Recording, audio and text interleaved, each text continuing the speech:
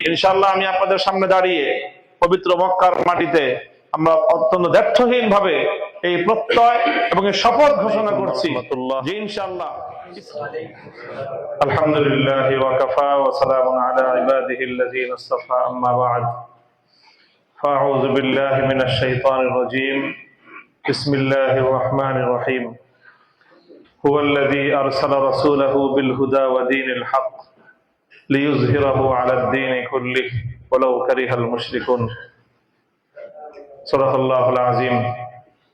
বাংলাদেশ খেলাফত মজলিস পবিত্র মক্কা মুকাররমা মহানগরী শাখার উদ্যোগে আয়োজিত আজকের এই হজ পুনর্মিলনী সম্মেলনে উপস্থিত সম্মানিত সভাপতি, উপস্থিত বাংলাদেশ খেলাফত মজলিসের কেন্দ্রীয় নেতৃবৃন্দ, মক্কা শাখার দায়িত্বশীল ভাইয়েরা, হেফাজতে ইসলাম বাংলাদেশ মক্কা শাখার দায়িত্বশীল বৃন্দ এবং অন্যান্য বাংলাদেশ খেলাফত মজলিসের বিভিন্ন শাখা থেকে সমবেত আমার প্রাণপ্রিয় দায়িত্বশীল ভাইয়েরা, প্রবাসী বন্ধুগণ এবং আমার সম্মানিত হাজী সাহেবরা, সর্বপ্রথম আমি বাংলাদেশ খেলাফত মজলিস কেন্দ্রের পক্ষ থেকে মক্কা মহানগরী শাখার দায়িত্বশীলদের আন্তরিক কৃতজ্ঞতা এবং শুকরিয়া জ্ঞাপন করছি যে পবিত্র হজ মৌসুমে যখন সারা পৃথিবী থেকে ইমানদার মুসলমান মানুষজন পবিত্র বাইতুল্লাহ নগর মক্কা মুকাররমায় একত্রিত হন, এরকম একটি সুন্দর সময়ে এই মক্কা নগরীতে ঐতিহ্যগতভাবেই খেলাফতের আহ্বান, আল্লাহর দ্বীনকে বিজয়ী করার এই পয়গামকে আমাদের জাতির প্রতিটি সদস্যের কাছে নতুনভাবে উজ্জীবিত করার একটা প্রয়াসের অংশ হিসেবে প্রতি বছরই হজ পুনর্মিলনী হয়ে থাকে। এই বছর আলহামদুলিল্লাহ আমাদের দায়িত্বশীল ভাইরা সুন্দর আয়োজন করেছেন, ব্যাপক উপস্থিতি এখানে রয়েছেন। যারা উপস্থিত হয়েছেন আমরা তাদের সকলকে আন্তরিক শুভেচ্ছা এবং কৃতজ্ঞতা জ্ঞাপন করছি। সম্মানিত উপস্থিতি, সুদীর্ঘ আলোচনা করার প্রয়োজন নেই। আমি আপনাদের সম্মুখে দু তিনটি কথা আরজ করব। প্রথম কথা হলো যে আলহামদুলিল্লাহ বাংলাদেশ খেলাফত মজলিস আজকে অত্যন্ত চমৎকার এবং ভারসাম্যপূর্ণ, খুবই উপযোগী, সময় উপযোগী কিছু কর্মসূচি নিয়ে বাংলাদেশের টেকনাফ থেকে তেঁতুলিয়ায় গোটা দেশের সর্বস্তরের মানুষের কাছে একটি আস্থার প্রতীকে এবং একটি সম্ভাবনাময় কাফেলায় পরিণত হয়েছে। আল্লাহ পাক রব্বুল আলামিন আল্লাহর দ্বীনের স্বার্থে, ইসলামের স্বার্থে, উম্মার প্রয়োজনে বাংলাদেশ খেলাফত মজলিসের এই সম্ভাবনাকে আল্লাহ পাক কবুল করেন। আমাদের সংগঠনের দায়িত্বশীল নেতাকর্মী এবং শুভানুধ্যায়ীদের উদ্দেশ্যে আমি সেই কথাগুলি সংক্ষেপে বলতে চাই যে কেন আজকে বাংলাদেশ খেলাফত মজলিসকে আমাদের শক্তিশালী করা প্রয়োজন এবং খেলাফত মজলিসের সম্ভাবনাটা কোথায়। প্রথম বিষয় হলো বাংলাদেশ খেলাফত মজলিস দ্বীনি দিক থেকে, ইসলামের দৃষ্টিভঙ্গিতে, দৃষ্টিকোণ থেকে খুবই চমৎকার একটা কর্মসূচি নিয়ে মাঠে ময়দানে তার কার্যক্রম পরিচালনা করছে। বাংলাদেশ খেলাফত মজলিসের অনেকগুলো সহযোগী সংগঠন নিয়ে একটা পূর্ণাঙ্গ সংগঠন হিসেবে আজকে বাংলাদেশে আলহামদুলিল্লাহ আবির্ভূত হয়েছে। এখানে বাংলাদেশ খেলাফত মজলিসের মূল সংগঠনের পাশাপাশি বাংলাদেশ খেলাফত যুব মজলিস, বাংলাদেশ খেলাফত ছাত্র মজলিস, বাংলাদেশ খেলাফত শ্রমিক মজলিস, এই তিনটি শাখা সংগঠন আমাদের ধারাবাহিকভাবে অব্যাহতভাবে তাদের কার্যক্রম পরিচালনা করছে।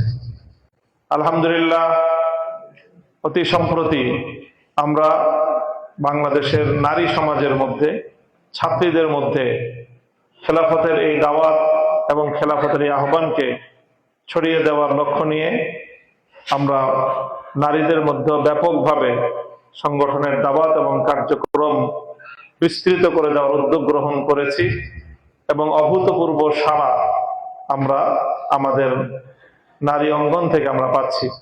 ইনশাআল্লাহ বাংলাদেশ খেলাফত মজলিস আগামীর বাংলাদেশে একটি সাড়া জাগানো সংগঠনে পরিণত হবে বলে আমরা আশা করতেছি।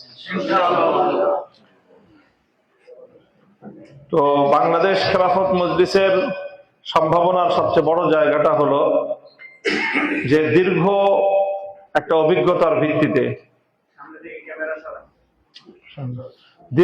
অভিজ্ঞতার ভিত্তিতে খুবই সহজ সাবলীল কিছু কর্মসূচি নিয়ে বাংলাদেশ খেলাফত মজলিস মানুষের মধ্যে দাওয়াতি কার্যক্রম পরিচালনা করছে।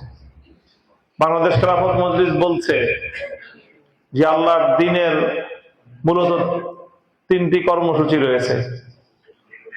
মৌলিক যে 3 কর্মসূচির উপর ভিত্তি করে আল্লাহর দ্বীন দুনিয়াতে প্রতিষ্ঠিত হয়েছে, আল্লাহর দ্বীন দুনিয়াতে বিজয়ী হয়েছে, সেই কর্মসূচিগুলোকে বাংলাদেশ খেলাফত মজলিস জাতির সামনে তুলে ধরছে।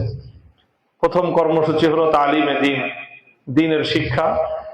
দ্বিতীয় কর্মসূচি হলো তাবলীগে দ্বীন, আল্লাহর দ্বীনের দাওয়াত এবং এর সম্প্রসারণ। আর চূড়ান্ত এবং শেষ কাজ হলো তাগলিবে দ্বীন তথা আল্লাহর জমিন আল্লাহর দ্বীনকে বিজয়ী করা। বাংলাদেশ খেলাফত মজলিস আল্লাহর জমিন আল্লাহর দ্বীনকে বিজয়ী করার প্রত্যয়দীপ্ত একটি কাফেলা, এবং কিভাবে আল্লাহর দ্বীনকে বিজয়ী করবে বাংলাদেশ খেলাফত মজলিসের কাছে তার সুস্পষ্ট রূপরেখা রয়েছে এবং সুস্পষ্ট রোডম্যাপ রয়েছে। বাংলাদেশ খেলাফত মজলিস 4 ধাপে আল্লাহর দ্বীনকে চূড়ান্ত বিজয়ের লক্ষ্যপানে নিয়ে যেতে চায়। প্রথম ধাপ হলো মানুষের ব্যক্তির জীবনে আল্লাহর দ্বীনকে বিজয়ী করতে চায়। একজন মানুষের মাথার চুল থেকে পায়ের নখ পর্যন্ত, একজন মানুষের ব্যক্তিগত জীবন থেকে তার পারিবারিক, পেশাগত এবং তার সামগ্রিক জীবনে আল্লাহর দ্বীনকে বিজয়ী করবার মাধ্যমে আল্লাহর দ্বীনের বিজয়ের প্রথম ধাপ অতিক্রম করতে চায়। দ্বিতীয় ধাপ হলো বাংলাদেশ খেলাফত মজলিস মানুষকে আহ্বান জানায় যে শুধু একা নয়, বরং সম্মিলিতভাবে আল্লাহর দ্বীনকে পালন করতে হবে। নিজে ব্যক্তিগতভাবে, সাথে সাথে নিজের পরিবারকে সাথে নিয়ে, নিজের প্রতিবেশীদেরকে সাথে নিয়ে, নিজের বন্ধু বান্ধবদেরকে সাথে নিয়ে সকলে মিলে আল্লাহর দ্বীনকে ঐক্যবদ্ধভাবে পালন করতে হবে। যখনই একটি সমষ্টিগতভাবে একটি ইজতেমাইয়াত আল্লাহর দ্বীনকে ঐক্যবদ্ধভাবে আঁকড়ে ধরবে, তখন দ্বীনের বিজয়ের দ্বিতীয় ধাপ অর্জিত হবে। এরপরে তৃতীয় ধাপে ইসলাম বিরোধী যে কোনো অপতৎপরতাকে কার্যকরভাবে মোকাবেলা করবার জন্য চ্যালেঞ্জ ছুড়ে দেওয়ার মাধ্যমে আল্লাহর দ্বীন বিজয়ের তৃতীয় স্তর অর্জন করতে চায় বাংলাদেশ খেলাফত মজলিস। আর চতুর্থ স্তরে রাষ্ট্রীয় পর্যায়ে আল্লাহর বিধান বাস্তবায়নের মাধ্যমে আল্লাহর খেলাফত প্রতিষ্ঠার মধ্য দিয়ে আল্লাহর দ্বীনকে চূড়ান্ত স্তরে বিজয়ী করতে চায়। এটা হলো চতুর্থ ধাপ। এই কথাগুলো বাংলাদেশের টেকনাফ থেকে তেঁতুলিয়ায় প্রত্যেকটা মানুষের কানে কানে পৌঁছে দেওয়ার এক মিশন নিয়ে বাংলাদেশ খেলাফত মজলিস তার কার্যক্রম পরিচালনা করছে। শুধু বাংলাদেশের ভিতরে নয়, সারা পৃথিবীতে যত জায়গায় বাংলাদেশি প্রবাসীরা আছে তাদের মধ্যে আজকে নতুন করে বাংলাদেশ খেলাফত মজলিসের এই আহ্বান নতুন করে প্রাণের সঞ্চার করেছে। আজকে বাংলাদেশের বিভিন্ন জেলা থেকে জেলায় জেলায় বাংলাদেশ খেলাফত মজলিস এবং তার সহযোগী সংগঠনের কাফেলাগুলো এক জেলা থেকে আরেক জেলায় দলবদ্ধভাবে সফর করে করে সংগঠনের পয়গাম আল্লাহর দ্বীনকে বিজয়ী করার এই আহ্বান পৌঁছে দিচ্ছে। আমি যখন আজকে আপনাদের এখানে দাঁড়িয়ে পবিত্র মক্কা মুকাররমায় বাংলাদেশ খেলাফত মজলিসের দ্বীন বিজয়ের এই বার্তা প্রচার করছি, ঠিক তখনই বাংলাদেশ খেলাফত মজলিসের ফরিদপুর জেলা থেকে যুব মজলিসের সাথীরা সিলেট জেলায় গিয়ে প্রিন্সিপাল আল্লামা হাবিবুর রহমান রহমতুল্লাহ আলাইহির প্রতিষ্ঠিত সেই কাজীর বাজার মাদ্রাসা অঞ্চলে দ্বীন বিজয়ের এই পয়গাম নিয়ে তারা সেখানে সফর করে তরবিয়তি সফরের কর্মসূচি পালন করছে।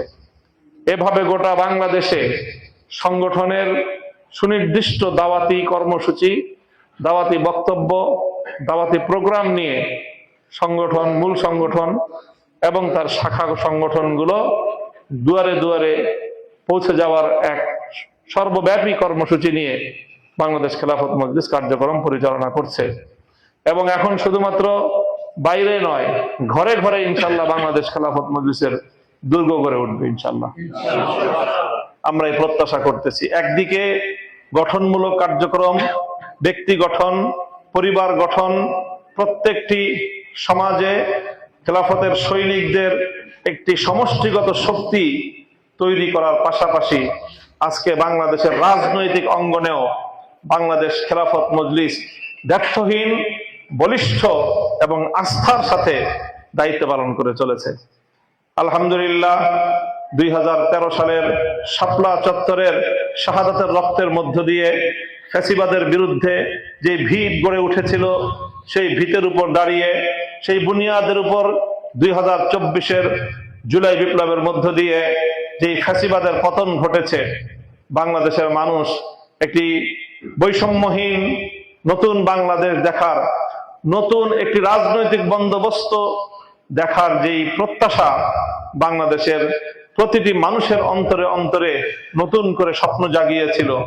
বিশেষ করে সারা পৃথিবীর রেমিটেন্স যোদ্ধা হিসেবে পরিচিত এই প্রবাসীরা, বিশেষ করে আমাদের মধ্যপ্রাচ্য এবং তার মধ্যে বিশেষ করে এই পবিত্র সৌদি আরবের মাটি থেকে, মক্কা মদিনা সহ সৌদি আরবের মাটি থেকে আমাদের প্রবাসী ভাইয়েরা, যাদেরকে 24-এর জুলাই বিপ্লবের সময় জুলাই যোদ্ধা, রেমিটেন্স যোদ্ধা হিসেবে আখ্যায়িত করা হয়েছে, এই রেমিটেন্স যোদ্ধারা তারা যে স্বপ্ন নিয়ে 24-এর জুলাইয়ের বিপ্লবকে সাফল্যমণ্ডিত করেছে, বিভিন্ন প্রবাসে তারা সেই সকল দেশের ঝুঁকি নিয়ে বাংলাদেশের বিপ্লবকে সফল করার জন্য তারা এক ঐতিহাসিক ভূমিকা পালন করেছে।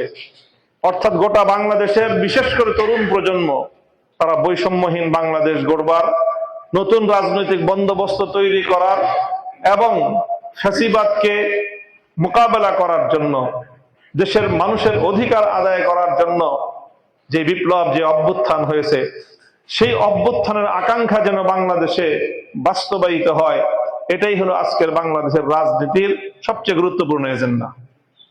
এই এজেন্ডা নিয়ে 2026 সালের 12ই ফেব্রুয়ারি নির্বাচন হয়েছে এবং সেই নির্বাচন শুধুমাত্র জাতীয় সংসদের নির্বাচন ছিল না, সেটা ছিল একসাথে সংসদ নির্বাচন, সঙ্গে ছিল গণভোট। অর্থাৎ বাংলাদেশে স্বাধীনতার পর দ্বিতীয়বারের মতো এই গণভোট অনুষ্ঠিত, চতুর্থবারের মতো বাংলাদেশে গণভোট হয়েছে। এর আগে আরো 3টি গণভোট হয়েছে। এই চতুর্থবারের গণভোট ছিল আগামীর নতুন বাংলাদেশ গড়বার বুনিয়াদ। এই গণভোট ছিল বৈষম্যহীন বাংলাদেশ গড়বার জুলাই বিপ্লবের আকাঙ্ক্ষা বাস্তবায়নের গণভোট। কিন্তু দুর্ভাগ্যজনকভাবে নির্বাচনের আগে সব পক্ষ ঐক্যবদ্ধভাবে জুলাই সনদ বাস্তবায়নের শপথ ব্যক্ত করার পরেও নির্বাচন পার হয়ে যাওয়ার পরে পরবর্তী সময়ে এই জুলাই সনদ বাস্তবায়ন, গণভোটের রায় কার্যকর এবং নতুন রাজনৈতিক বন্দোবস্ত বাস্তবায়নের লক্ষ্যে যে সকল প্রস্তাবনা সামনে আনা হয়েছে, যাতে ফ্যাসিবাদ নতুন করে আর ফিরতে না পারে, যেন ক্ষমতা ভারসাম্য রক্ষা পায়, এই ব্যবস্থাগুলো বাস্তবায়নের লক্ষ্য নিয়ে যেই ঐক্যবদ্ধ একটা সিদ্ধান্ত এবং ঐক্যমত্য প্রতিষ্ঠিত হয়েছিল, আমরা দেখতে পাচ্ছি নির্বাচনের পরবর্তী সময়ে সরকার সেই বিষয়ে টালবাহানা শুরু করেছে এবং নানা রকম ফাঁক ফোকর খুঁজছে এবং তারা আবারও সেই অতীতের ভুল পথের দিকে যাত্রা শুরু করবার বিপজ্জনক চিন্তা ভাবনা তারা করতেছে। এই সময়ে সরকারকে তাদের এই ভুল থেকে রক্ষা করা, বিপজ্জনক আবার সেই ফ্যাসিবাদী কায়দার দিকে নিজেদেরকে পরিচালিত করবার আত্মঘাতী পথ থেকে সরকারকে রক্ষা করার মাধ্যমে দেশ এবং জাতির আগামী উজ্জ্বল ভবিষ্যৎ প্রতিষ্ঠার লক্ষ্যে সর্বপ্রথম বাংলাদেশের রাজনীতিতে বাংলাদেশ খেলাফত মজলিস বলিষ্ঠতার সাথে মাঠে অবতীর্ণ হয়েছে। 12ই ফেব্রুয়ারির পর 2 মাসের মধ্যে ঢাকার রাজধানী, বাংলাদেশের রাজধানী ঢাকার সোহরাওয়ার্দী উদ্যানে ঐতিহাসিক মহাসমাবেশের মধ্য দিয়ে বাংলাদেশ খেলাফত মজলিস সর্বপ্রথম বাংলাদেশের রাজনীতিতে জনগণের গণভোটের গণরায় বাস্তবায়নের লক্ষ্যে বলিষ্ঠ কর্মসূচি নিয়ে মাঠে অবতীর্ণ হয়েছে এবং এর মাধ্যমে আগামীর বাংলাদেশের রাজনীতিতে বাংলাদেশ খেলাফত মজলিস তার ব্যর্থহীন পথ চলার আগাম বার্তা দেশের প্রতিটি মানুষের কাছে পৌঁছে দিয়েছে এবং সেখান থেকে কর্মসূচি ঘোষণা করা হয়েছে। ইনশাআল্লাহ আল্লাহ আমাদেরকে সহি সালামতে দেশে ফিরিয়ে নিলে গোটা দেশব্যাপী গণভোটের রায় বাস্তবায়ন সহ জনগণের গণ অভিমত গণ অভিপ্রায় বাস্তবায়নের লক্ষ্যে আমাদের এই নিরলস এবং আপসহীন সংগ্রাম এবং আন্দোলন অব্যাহত গতিতে চলতে থাকবে ইনশাআল্লাহ। একদিকে ঘরে ঘরে সাংগঠনিক তৎপরতা, দাওয়াতি কর্মসূচি, সারা দেশ জুড়ে তৃণমূলে এইভাবে তরবিয়তি সফর সহ বিভিন্ন কার্যক্রমের মাধ্যমে জনশক্তি গঠন, পাশাপাশি রাজনৈতিকভাবে নিজেদের অবস্থানকে শক্তিশালী করার মাধ্যমে দেশের জনগণের অধিকার আদায়ের লক্ষ্যে বাংলাদেশ খেলাফত মজলিস এখন একটি আক্ষরিক অর্থে এবং প্রকৃত অর্থেই গণমানুষের ইচ্ছা এবং গণমানুষের আকাঙ্ক্ষা বাস্তবায়নের একটি গণসংগঠনে পরিণত হয়েছে বাংলাদেশ খেলাফত। এবং ইনশাআল্লাহ আমরা লক্ষ্য করছি যে শুধুমাত্র একটি বিশেষ শ্রেণী বিশেষ নয়, শুধুমাত্র আলেম সমাজ নয়, আজকে বাংলাদেশ খেলাফত মজলিসের প্রতি সমাজের প্রতিটি শ্রেণী এবং পেশার মানুষের বিপুল আগ্রহ এবং উদ্দীপনা সৃষ্টি হয়েছে এবং বিভিন্ন শ্রেণী এবং পেশার লোকজন ব্যাপকভাবে বাংলাদেশ খেলাফত মজলিসে যোগদান করছে এবং আমরা আশা করছি যে আগামী দিনে বাংলাদেশ খেলাফত মজলিস একটি ভারসাম্যপূর্ণ এবং সত্যিকার কার্যকর একটি গণসংগঠনে পরিণত হবে ইনশাআল্লাহ। এই সময়ে প্রবাসী ভাইয়েরা যারা আছেন, আমরা কেন্দ্রের পক্ষ থেকে সকল প্রবাসী শাখাগুলোকে আরো শক্তিশালী করার জন্য, বিশেষ করে মধ্যপ্রাচ্যের প্রতিটি শহরে শহরে প্রবাসীদের মধ্যে বাংলাদেশ খেলাফত মজলিসের কার্যক্রমকে শক্তিশালী করা, আপনাদের মধ্যে সংগঠনের প্রকৃত চেতনা এবং সংগঠনের পূর্ণাঙ্গ সাংগঠনিক যে প্রশিক্ষণ, এই কার্যক্রমগুলো শক্তিশালী করার মাধ্যমে গোটা বিশ্ব জুড়ে সকল প্রবাসী ভাইদের মধ্যে বাংলাদেশ খেলাফত মজলিসকে একটি শক্তিশালী বুনিয়াদের উপর প্রতিষ্ঠিত করার কেন্দ্রীয় পরিকল্পনা গ্রহণ করা হয়েছে। অতি সত্বর ইনশাআল্লাহ তার বাস্তবায়ন শুরু হবে। একদিকে দেশের ভিতরে সকল অঙ্গনে সাংগঠনিক তৎপরতা, একই সাথে রাজপথে আন্দোলন সংগ্রাম এবং রাজনৈতিক তৎপরতার মধ্য দিয়ে বাংলাদেশ খেলাফত মজলিস এভাবেই সামনের দিকে অগ্রসর হয়ে যাবে।